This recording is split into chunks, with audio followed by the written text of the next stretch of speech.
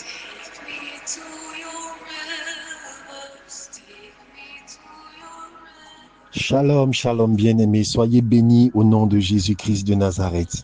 Bienvenue à notre espace de partage de la parole du Seigneur, le pain quotidien. Que la grâce de Dieu repose sur vos vies et je souhaite que cette semaine qui s'ouvre, cette semaine de travail, soit introduite dans la joie, dans la force et dans la grâce que communique le Seigneur Jésus pour vous, pour vos maisons, pour vos proches, au nom de Jésus. Amen. Pendant ce mois d'avril, nous sommes en train de parler de choisir la vie. Choisir la vie.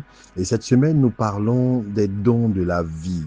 Et nous ouvrons donc l'étude de ces dons avec un don particulier, la joie. Et le texte de méditation, c'est Psaume 16, verset 11 qui dit ceci. « Tu me feras connaître le sentier de la vie, il y a d'abondantes joies devant ta face, des délices éternelles à ta droite. » Parole du Seigneur. Amen.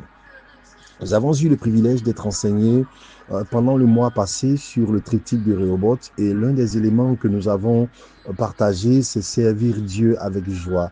Nous avons donc eu l'opportunité de comprendre ensemble ce qu'est la joie, de parler de la joie. Alors, il y a déjà des choses que nous avons dites et nous n'allons pas revenir dans l'entièreté de ces choses, sur l'entièreté de ces choses.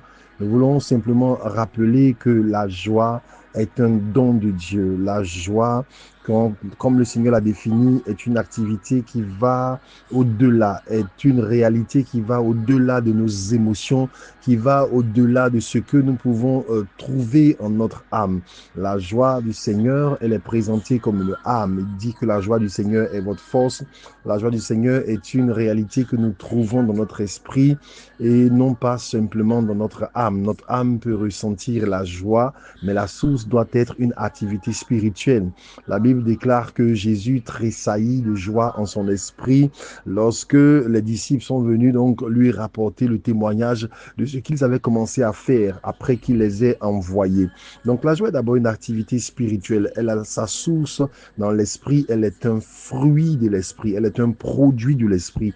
Et je crois que comprendre ce point-là comme point de départ de notre réflexion sur la joie va nous épargner bien de tourments, va nous épargner bien de fragilité, bien d'inconstance. Lorsque nous logeons notre joie dans notre âme, nous choisissons de la loger dans nos circonstances. Ainsi, notre joie sera fluctuante. Elle dépendra de ce que nous avons dans notre compte en banque. Elle dépendra de la manière dont nos maris, nos épouses, nos enfants, nos pasteurs ou nos proches nous traitent, nos patrons, nos collègues nous traitent. Elle dépendra de notre état de santé. Elle dépendra de beaucoup de choses qui sont des données qui sont fluctuantes et qui changent. La joie que donne le Seigneur, elle est comme la paix qu'il donne. Elle ne dépend pas de ce qui est autour de nous, mais elle jaillit de la source de l'esprit qui est en nous. Et le psaume 16 nous dit quelque chose. Et tu me feras connaître le sentier de la vie. Donc la joie, on la rencontre sur un sentier. Et j'aime bien cette expression que la Bible emploie, le sentier de la vie, et non pas l'autoroute de la vie. Vous voyez, chaque fois que la Bible fait mention de la vie que le Seigneur nous donne, elle parle d'un chemin, elle parle d'un sentier, elle ne parle jamais de quelque chose de large, de vaste. Vous voyez, même le psaume 1 parle de la voie des pécheurs, la voie des pécheurs. Donc, la vie se trouve sur un sentier, pas sur une autoroute. La vie se trouve sur un chemin qui est quelquefois sinueux, qui est quelquefois donc serpentin, qui est quelquefois donc comment dire, en pente, qui est quelquefois donc déroutant, mais la vie se trouve sur le sentier. Il dit que rechercher la vie étroite, le chemin qui mène à la vie, il est étroit. La voie qui mène à la perdition, elle est large. Donc la joie, on ne la trouve pas lorsque on est dans une situation où on a tout ce que l'on veut, où on est en roue libre. La joie, on la trouve sur un sentier. Et le sentier est ce genre de chemin sur lequel on a besoin d'avancer prudemment, sur lequel on a besoin de se référer constamment donc à un guide de sorte à ne pas se perdre. Donc premièrement, la vie se trouve sur un sentier et dans la marche dans ce sentier-là, la Bible nous promet dans ce psaume 16 d'abondante joie devant la face du Seigneur, d'abondante joie. Et je me plais à observer que la Bible présente cette joie-là, non pas seulement dans sa source, mais dans ses manifestations, parce qu'elle le met au pluriel, elle la met, pardon, au pluriel. Donc, cette joie, il y a donc d'abondante joie.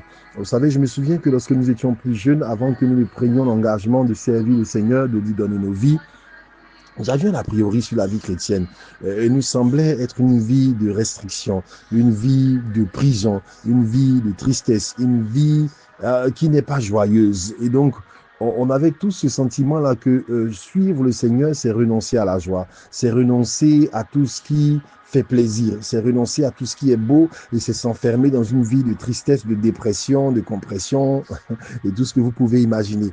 Oh, combien c'était faux, c'était un mensonge que le diable avait bâti en notre esprit pour nous empêcher de connaître la véritable joie, parce qu'il nous faisait comprendre, il nous faisait essayer d'admettre l'idée que la joie et le plaisir se confondaient. La joie et le plaisir mondain se confondaient, de sorte que lorsque nous comprenions que servir le Seigneur se traduisait par le fait de renoncer à certains plaisirs mondains, nous comprenions ou nous avions l'impression qu'il fallait renoncer à la joie. Il a fallu que nous entrions dans le Seigneur pour comprendre que la vie chrétienne n'est pas une vie de tristesse et qu'il y a d'abondante joie dans sa présence. Il y a de la joie à être un enfant de Dieu, pas la joie de ce monde. Certes, il y a des restrictions, certes, il y a des commandements, certes, il y a des choses que nous ne pouvons plus faire telles que nous souhaiterions les faire, mais nous sommes dans la joie selon le Seigneur. Nous avons tellement de joie à l'adorer. Il n'y a pas de plus grande joie que celle d'être devant sa face. Nous pouvons quelquefois avoir l'impression que nous avons tellement besoin de quelque chose et nous prions et nous prions et nous demandons. Et quand Dieu nous fait la grâce d'entrer dans un niveau de sa présence, dans la prière, à un certain moment, nous réalisons que ce que nous demandons même n'a plus tant d'importance et que ce de sa présence nous suffit. David ne disait-il pas dans le psaume 73, alors qu'il se plaignait au départ de ce que sa vie était plutôt compliquée par rapport à la vie de ceux qui avaient choisi d'être désobéissants au Seigneur. Il a dit jusqu'à ce que je pénètre dans ton sanctuaire et que je vois. Il dit pour moi, m'approcher de toi, c'est mon souverain bien, c'est ma joie. Donc quand nous voyons la face du Seigneur véritablement, toutes nos peines, tous nos a priori tombent et nous expérimentons véritablement donc la joie.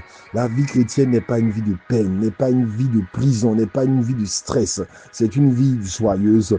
On porte cette joie même dans des chaînes. On porte cette joie même dans l'adversité. On porte cette joie même dans la contradiction. La Bible ne dit-elle pas au sujet d'Étienne qu'alors qu'il était lapidé, son visage était comme celui d'un ange. Ce n'était pas le visage d'un homme abattu, d'un homme déçu, d'un homme complètement brisé. C'était le visage d'un homme qui était en train d'être lapidé, mais pourtant qui rayonnait parce qu'il voyait, parce qu'il contemplait. Donc la joie, les joies abondantes dépendent de la contemplation de la face du Seigneur. Bien-aimés, si en tant que chrétiens, nous n'expérimentons pas pleinement la joie de la vie chrétienne, cela dépend très souvent de ce que nous contemplons. Nous pouvons être chrétiens, mais quelquefois notre vie chrétienne, nous la vivons devant la face des méchants. Il y a, et c'est valable pour nous tous, quelquefois, des moments où la réalité de nos manques, de nos insuffisances nous frappe tellement. On n'a pas encore de mari, on n'a peut-être pas encore d'enfants, on n'a peut-être pas de situation stable. Et finalement, au lieu de vivre notre vie devant la face du Seigneur, on la vit devant la face des méchants. Et nous avons constamment devant nos yeux le tableau des méchants qui s'en sortent. Le tableau de ceux qui ne servent pas Dieu, mais qui semblent avoir tout ce que cette vie a à offrir. Et quand, au lieu d'être devant la face de Dieu, nous sommes devant la face des hommes, nous sommes devant la face des méchants, c'est normal que nous ne puissions pas expérimenter la joie parce que la joie se trouve devant la face de Dieu. Vivons notre vie devant la face de Dieu. Et la Bible déclare que cette joie va transiter jusque dans l'éternité et elle se transformera en délice. Un délice, c'est un autre niveau de joie. C'est une joie qui est expérimentale. C'est une joie que l'on reçoit dans l'accomplissement, dans la satisfaction, dans la jouissance des choses que Dieu a promises pour nous. Et le Seigneur dit que des délices éternelles sont à la droite de Dieu. Donc non seulement Dieu veut nous trouver dans la joie, dans cette vie, dans ce monde, il veut nous donner une joie qui ne dépend pas de nos circonstances. Je ne suis pas en train de dire que Dieu ne veut pas ouvrir des portes et nous donner de l'argent, nous donner ce contrat, nous donner cette grâce, nous donner cet enfant, nous donner ce mariage. Mais Dieu veut que nous trouvions d'abord notre joie en lui et non dans ces choses, de sorte que lorsque ces choses arriveront, elles ne seront pas capables d'affecter notre rapport avec le Seigneur. Et il nous promet à la fin des délices éternelles. Que la grâce de Dieu soit sur la vie de chacun. Excellent début de semaine. Bénédiction.